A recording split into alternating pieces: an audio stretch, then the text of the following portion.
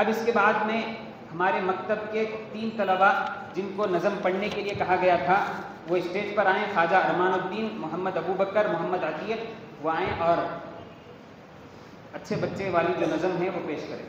السلام علیکم ورحمۃ اللہ وبرکاتہ.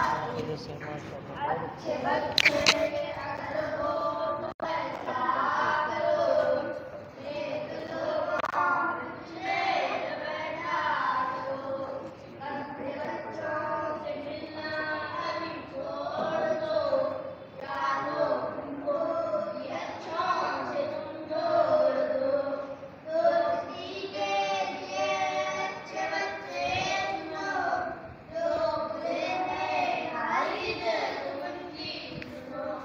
اچھی مجلس تم آنا رکھو، ایک دو دن نہیں اصل زمانہ رکھو.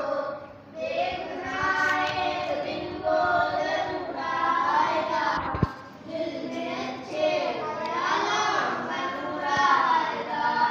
نیک ماحول کا کچھ اثر آئے ہے، بات صاحب یہ قابل غور ہے. السلام علیکم ورحمۃ اللہ وبرکاتہ. اصل میں ایک گویا ایک پیغام دیا. یہ بچوں کے لیے لکھا گیا ہے لیکن سب کے لیے ایک پیغام ہے کہ اچھے بچے اگر ہو تو ایسا کرو، نیک لوگوں کی صحبت میں بیٹھا کرو، گندے بچوں سے ملنا ابھی چھوڑ دو یا تو ان کو بھی اچھوں سے تم جوڑ دو.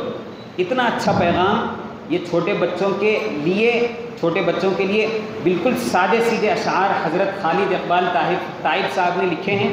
بڑے پیارے اشعار ہیں، ہم سب کے لیے اس میں نفع ہے. اگر اس کو ہم نے دل میں نقش کر لیا اور اس کے مطابق ہم نے جینا سیکھ لیا تو ہمارے لیے بہت نفع کی چیز ہے.